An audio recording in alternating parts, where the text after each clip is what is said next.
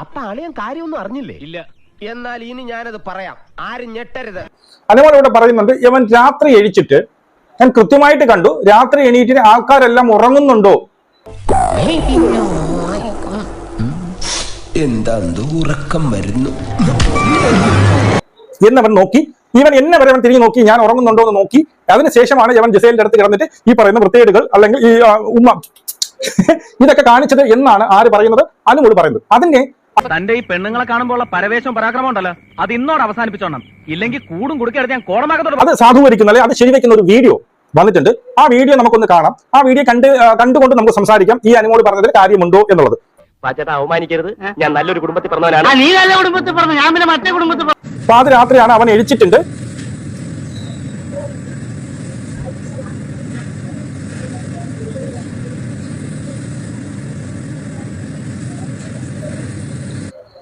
ജാങ്കോ, നീ അറിഞ്ഞ ഞാൻ പെട്ടു. അതിനകത്ത് നിങ്ങൾക്ക് മനസ്സിലാവും, ഇവൻ എണീറ്റിട്ട് ബാക്കിയുള്ളവരൊക്കെ നോക്കുന്നുണ്ട്. അവിടെ ഇവിടെയൊക്കെ ഇങ്ങനെ എണീറ്റുമ്പോൾ പാതിരാത്രി വെച്ച് മറ്റുള്ളവർ എന്തിനു നോക്കുന്നു എന്നുള്ളത് ക്വസ്റ്റ്യൻ അവിടെ. അതിനുശേഷം കൃത്യമായിട്ട് തന്നെ നമുക്ക് മനസ്സിലാവും, അനുമോള് കിടക്കുന്നിടത്ത് ഇവൻ നോക്കുന്നുണ്ട്.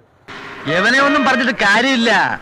തറവാട്ട് മഹിമ എന്ന് പറഞ്ഞ സാധനമുണ്ട്, അതൊന്നും ഇവന്റെ പടിവാളന്റെ 5 അയലോത്ര പോയിട്ട് പറഞ്ഞത് ഞാൻ ഉറങ്ങുന്നുണ്ടോ എന്നവൻ നോക്കി എന്ന് അനുമോള് പറഞ്ഞ സാധനം ഇതാണ്.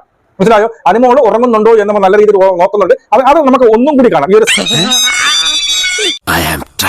സാധനം ഒന്നും കൂടി കാണാം കേട്ടോ. ഹലോ, അവിടെയൊക്കെ നോക്കുന്നുണ്ട്, അവരൊക്കെ ഉറങ്ങിയത് നോക്കുന്നുണ്ട്. അപ്പുറത്ത് അനുമോള് നോക്കുന്നുണ്ട്. ഓക്കെ,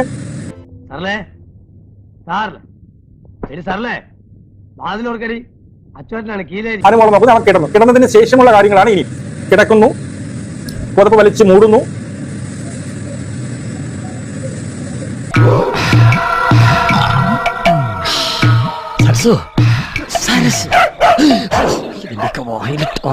ഒഴിച്ചു കൊടുക്കണം.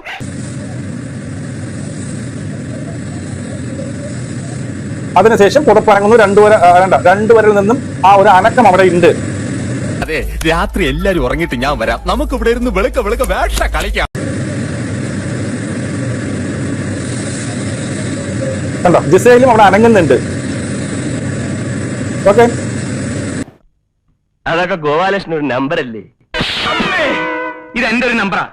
കളിക്കുന്നത് അതിൽ വേണ്ട. അപ്പൊ വ്യക്തമായിട്ട് അത് മനസ്സിലാവുന്നുണ്ട്, അവിടെ എന്തോ സംഭവിക്കുന്നുണ്ട് എന്നുള്ളത് വ്യക്തമായിട്ട് മനസ്സിലാകുന്നുണ്ട്. ഓക്കെ, ഇത് വൈഡ് ആംഗിളിലുള്ള ഒരു ക്യാമറയാണ് ഇവർ എടുത്തത്. കിട്ടിയിരുന്നെങ്കിൽ ഒന്ന് പെരുമാറായിരുന്നു.